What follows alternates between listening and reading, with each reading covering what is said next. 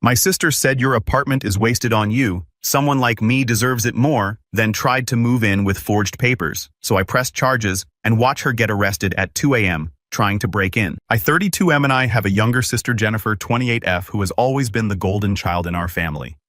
Our parents, Robert 62M and Patricia 60F, have spent decades telling everyone who would listen about Jennifer's achievements while treating mine as footnotes. Let me give you some background. I work in software development and started my own company 6 years ago. It wasn't easy. I lived on ramen for 2 years, worked 18-hour days, and nearly went bankrupt twice. But I pushed through, and last year we got acquired by a larger tech firm. The payout allowed me to buy my dream home, a penthouse in downtown, with floor-to-ceiling windows and a view of the city skyline. Jennifer, meanwhile, is a marketing manager at a cosmetics company. She's good at her job. I'll give her that. But she acts like she's running Fortune 500 companies. Every family dinner becomes a TED Talk about her latest revolutionary Instagram campaign or how she transformed the brand's digital presence. Our parents eat it up, nodding along like she's curing cancer. The problem started 3 months ago when Jennifer came to see my penthouse for the first time. I'd been living there for about 8 months, finally getting it decorated the way I wanted. She walked in, and I could see her expression change, that calculating look she gets when she wants something. "This is adequate," she said, running her manicured fingers along my leather couch. "Though honestly, James, this place is wasted on you. You don't even entertain. When was the last time you had people over?" I laughed it off, thinking she was just being her usual condescending self, but then she started pointing out everything wrong with my decor choices. The art was pedestrian. The furniture arrangement blocked the energy flow. And don't get her started on my color palette. "Someone who actually appreciates luxury should be living here," she said, standing at my window. "Someone who knows how to showcase a space like this. You're treating it like a dorm room." That should have been my first warning sign. 2 weeks later, at our parents' house for Sunday dinner, Jennifer brought it up again. "I've been thinking about James's penthouse," she announced over dessert. "It really is too much space for one person who works from home all day." My mother immediately perked up. "Oh, Jennifer, are you thinking of upgrading from your apartment?"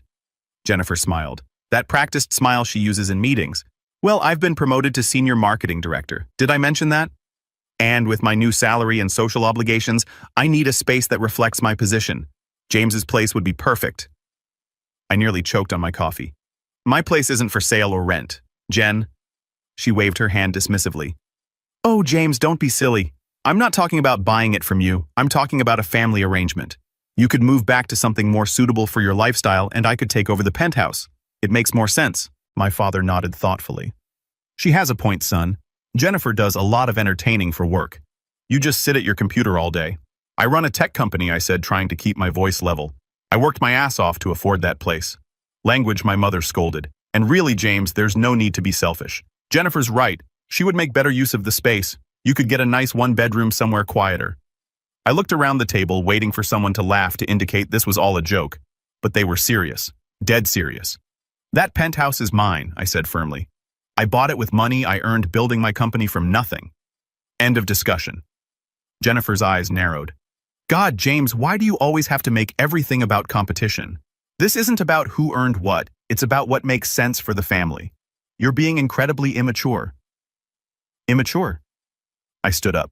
"You're literally trying to convince me to give you my home because you think you deserve it more." "Because I do," she snapped, her composed facade cracking. "I'm the one with the active social life. I'm the one whose career is actually going somewhere. I'm the one who knows how to present themselves properly. You got lucky with some tech buyout, but that doesn't mean you know how to live well." My mother reached for Jennifer's hand. "Sweetheart, don't upset yourself. Your brother has always been jealous of your success."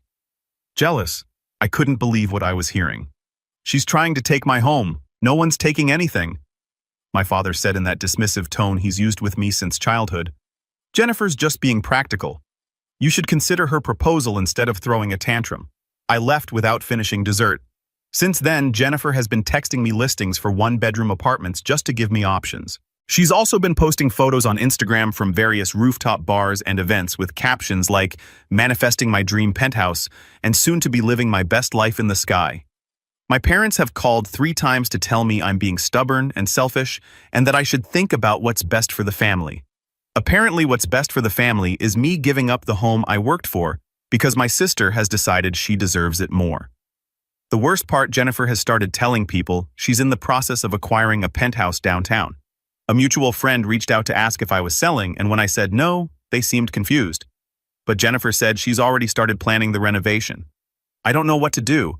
This is insane, right? I'm not crazy for refusing to give up my home. How do I get them to understand that this isn't happening?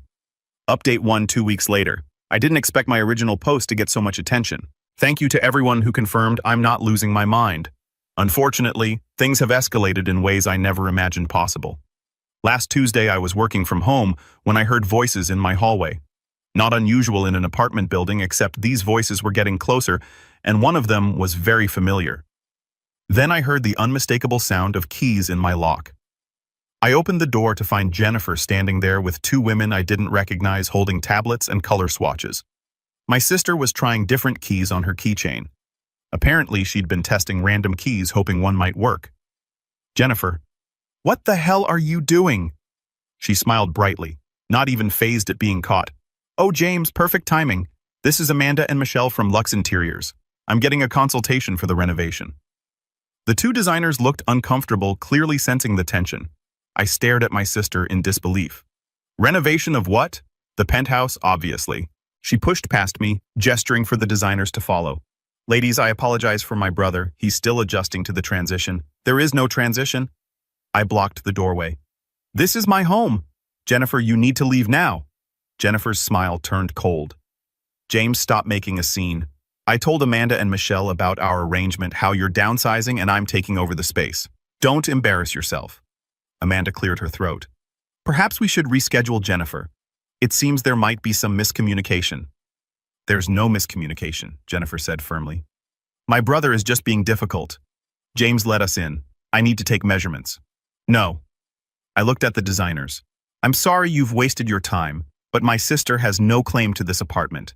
This is my property and she's not welcome here. Michelle exchanged glances with Amanda. We should go. Jennifer, please contact us when you've sorted things out. They left quickly, clearly eager to escape the awkwardness. Jennifer stayed her arms crossed. You just humiliated me in front of the best design team in the city, she hissed. You humiliated yourself by lying to them. I started to close my door, but she blocked it with her foot. This isn't over, James.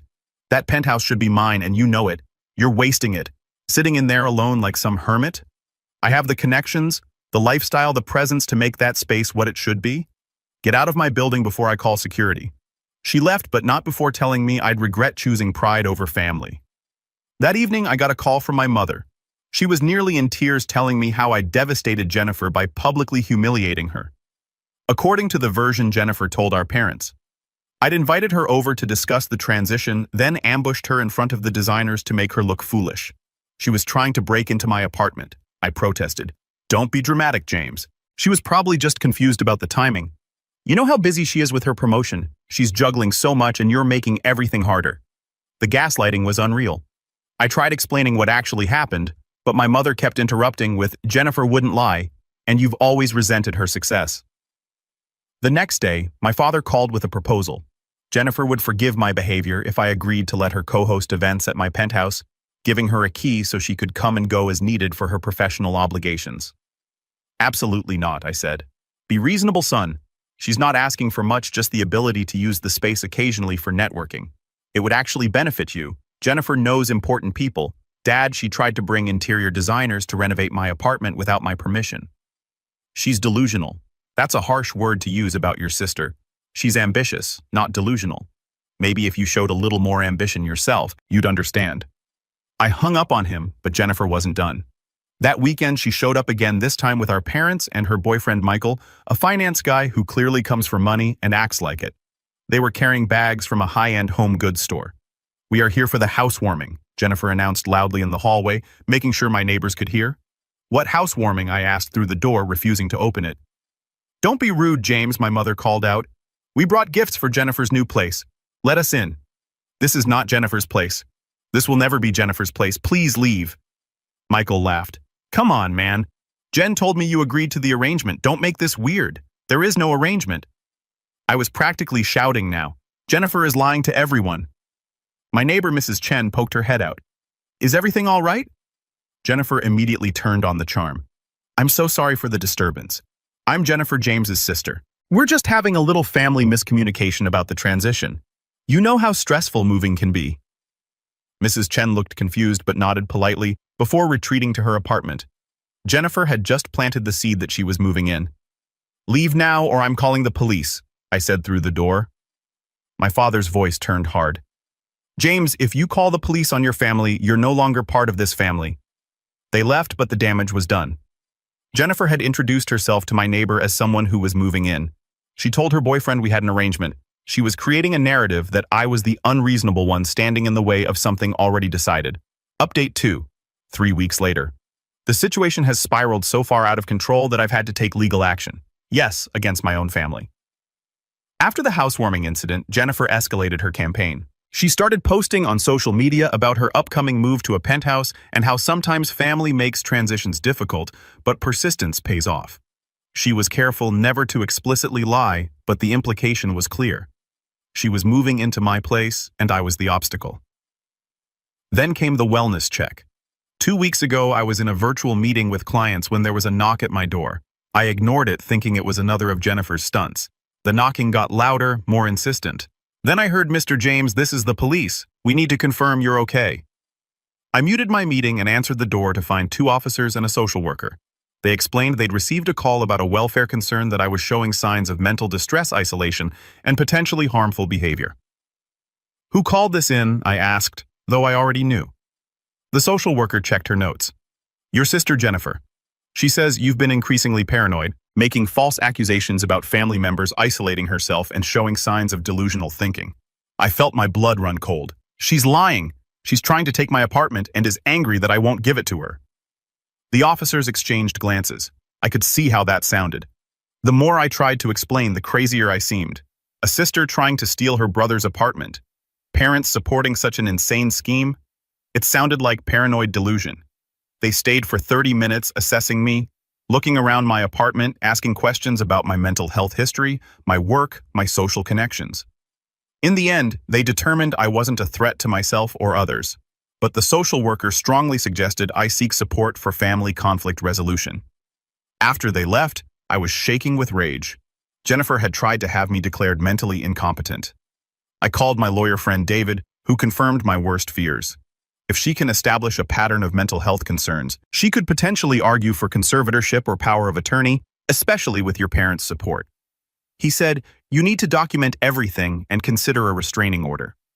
That's when I found out the full extent of Jennifer's campaign. She'd been telling everyone in our extended family and social circle that I was having a breakdown, that the money from selling my company had gone to my head, and I was paranoid and delusional, thinking everyone was out to get my possessions. My cousin Sarah called me after hearing from Jennifer. She says you accused her of trying to steal your apartment. James, that sounds... Are you okay, Sarah? She literally brought interior designers to my home without my permission. She's been telling people she's moving in.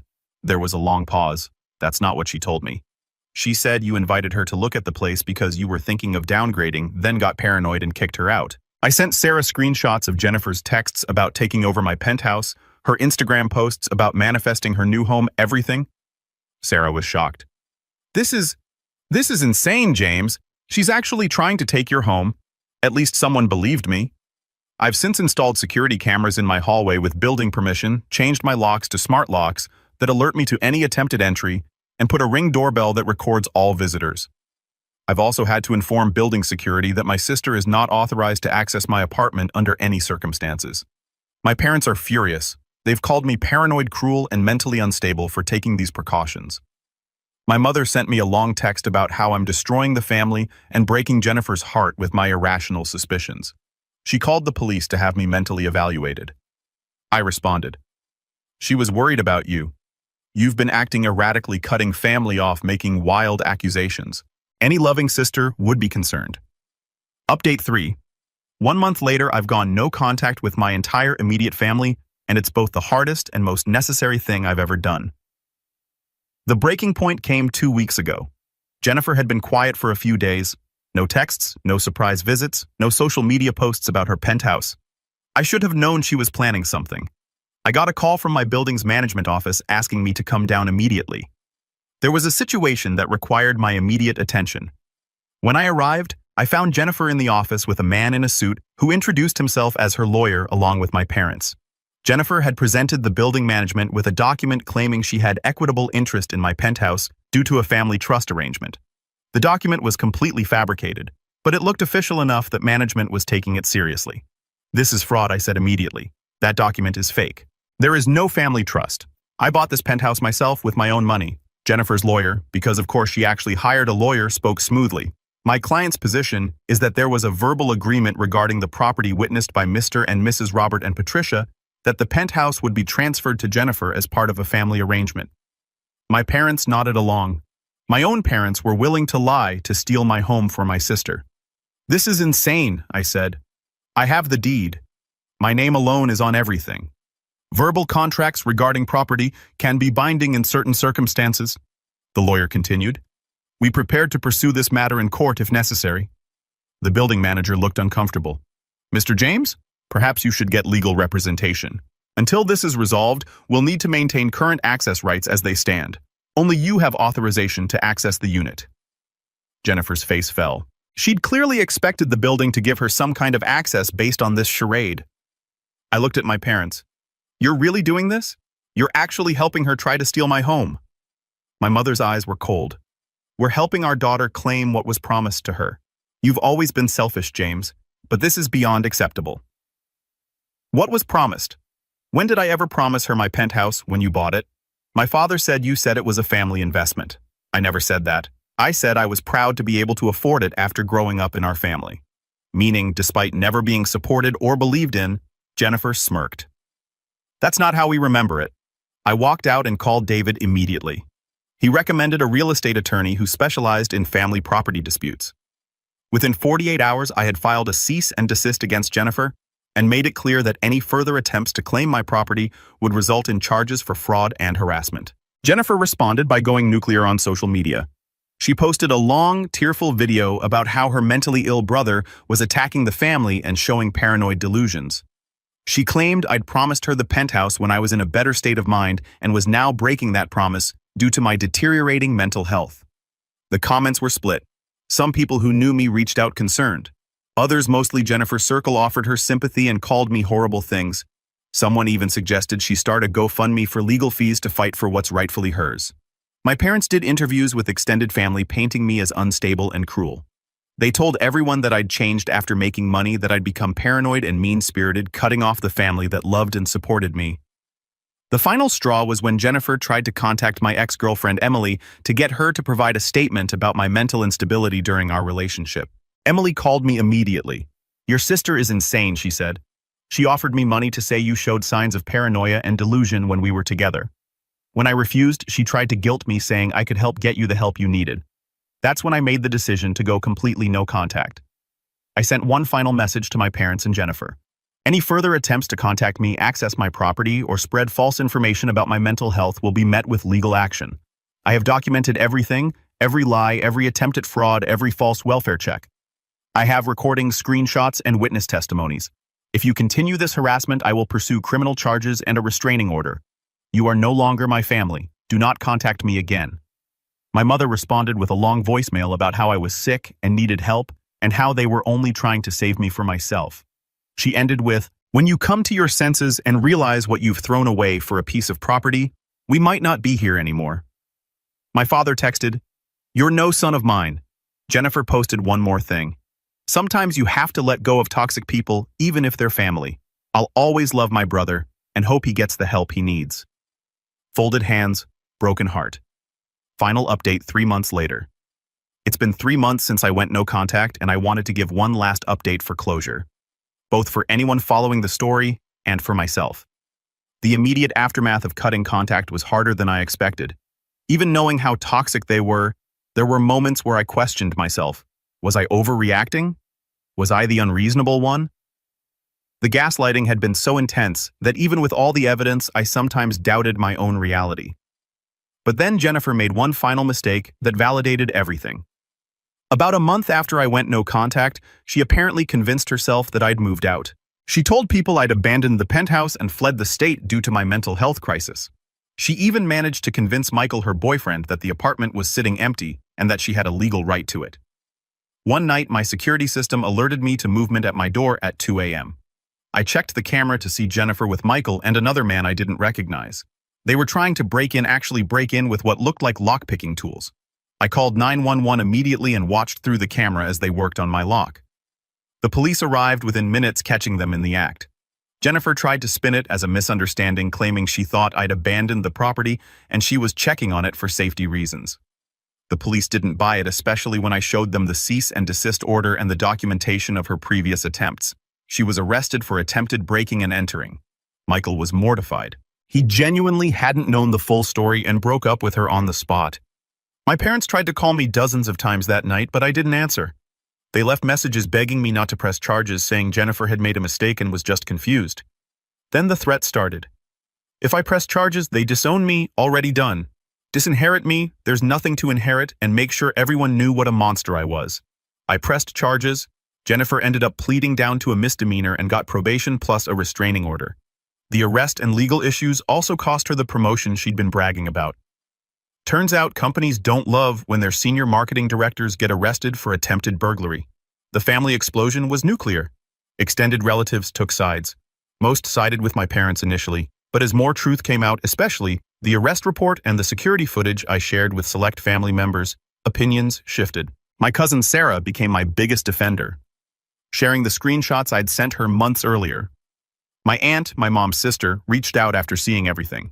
I always wondered why Jennifer was the golden child when you were the one who never asked for anything and made something of yourself. Now I know it's easier to parent the child who tells you what you want to hear than the one who shows you who you really are. As for my parents, they've doubled down. They've told everyone that I set Jennifer up, that I manipulated the situation to make her look bad. They claimed the arrest was my fault for driving her to desperation by stealing what was promised to her. But here's the thing, I don't care anymore. My penthouse is peaceful now. I've redecorated a bit. Not because Jennifer was right about my style, but because I wanted to reclaim the space as fully mine. Every room she criticized, I've made more me.